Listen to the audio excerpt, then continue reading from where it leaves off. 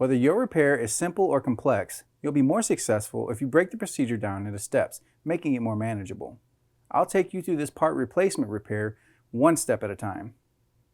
To replace the door bin in this LG refrigerator, apply upward even pressure on both sides of the door bin, freeing it from its slots, and remove it from the door.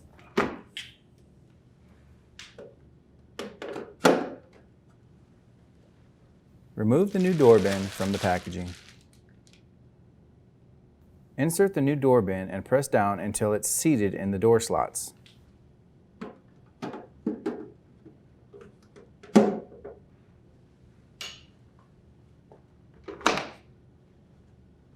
And the LG refrigerator should be ready for use.